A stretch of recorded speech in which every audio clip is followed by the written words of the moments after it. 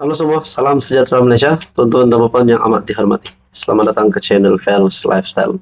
Info padu, info hangat disediakan di dalam channel ini.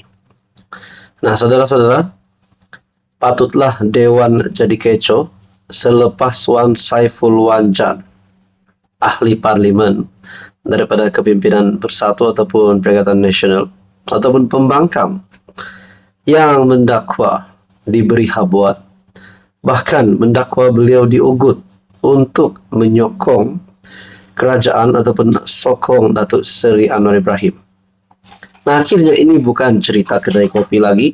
Akhirnya SPRM dalam satu perkongsian daripada FMT Free Malaysia Today, dakwa ditawar habuan RM 1.7 juta, SPRM hubungi ahli parlimen Tasik Gelugor.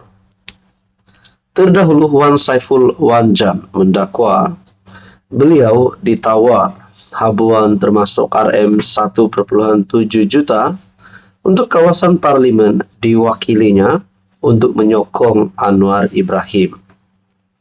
Ahli parlimen Tasik Gelugor Wan Saiful Wanjan mendakwa dihubungi Suruhanjaya Pencegahan Rasuah Malaysia. Berhubung dakwaannya berkaitan tawaran habuan untuk menyokong Perdana Menteri Anwar Ibrahim.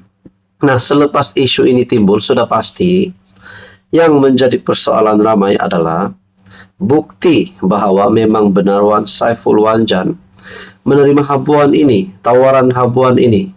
Barulah orang ramai akan percaya. Kalau cuma keluar di mulut tapi tidak menunjukkan bukti, itu semua hanya cakap kosong. Nah, pada akhirnya SPRM sendiri menghubungi Wan Saiful Wanjan dan perkara ini akan dibawa ke peringkat yang lebih serius.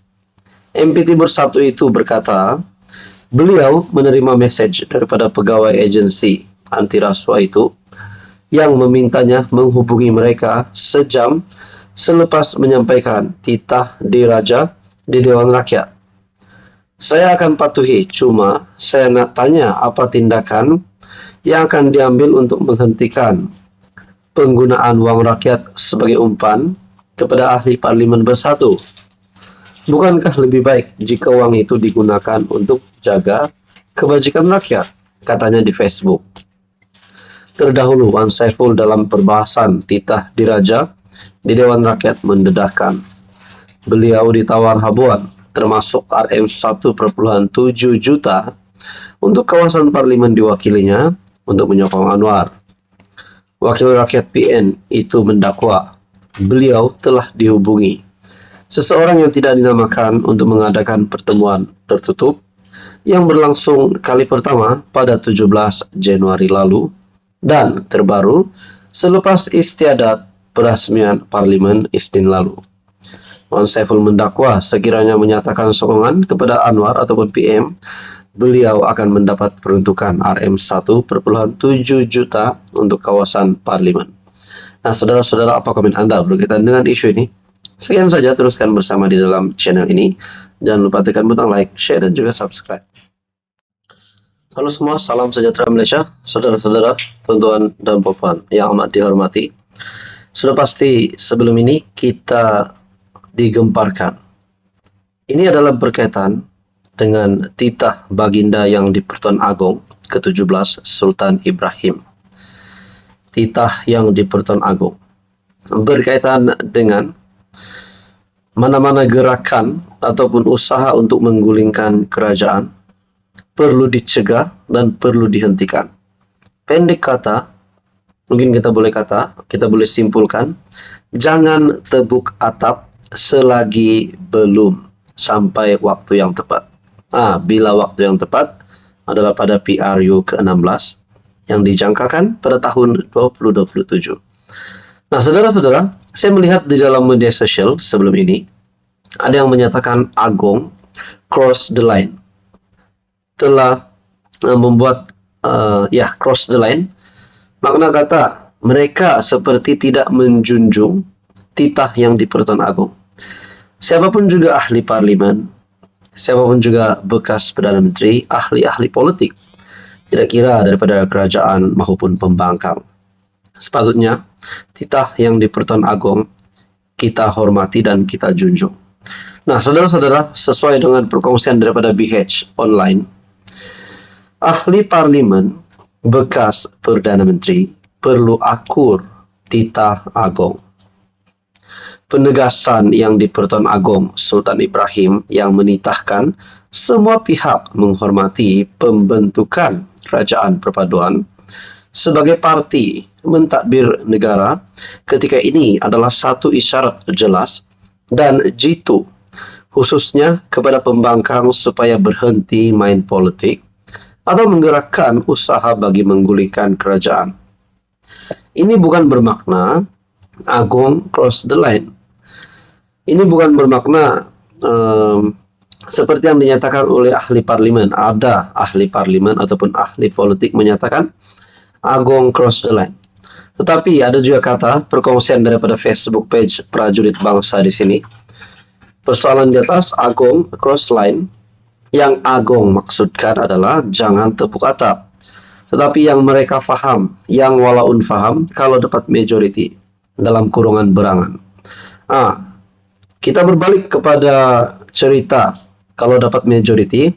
Kalau dapat majority, buktikan bahwa kamu sudah kuku untuk membentuk kerajaan.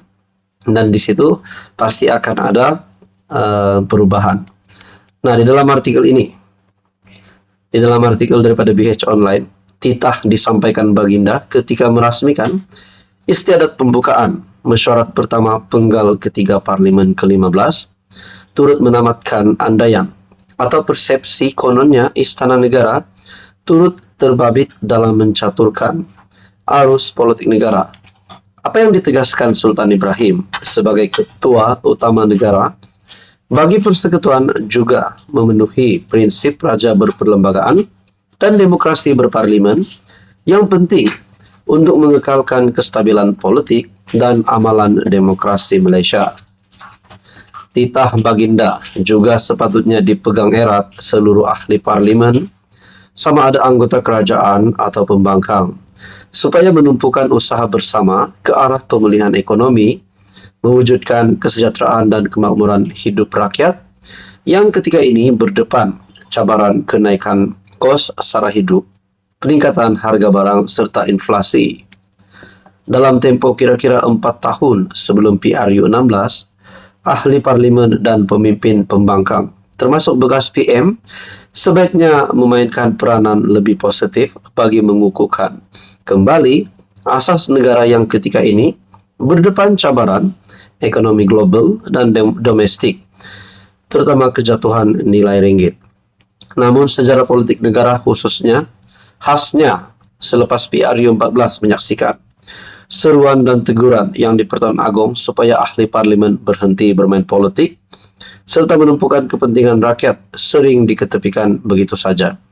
Bahkan berapa banyak gerakan menggulingkan kerajaan dilakukan ahli parlimen dan pemimpin politik sejak 2019 sehingga 2021. Nah, saudara-saudara yang amat dihormati semua, perkongsian daripada BH Online, ahli parlimen bekas PM perlu akur titah agong. Sudah pasti bekas PM ini termasuk Mahathir, termasuk Muhyiddin Yassin sendiri.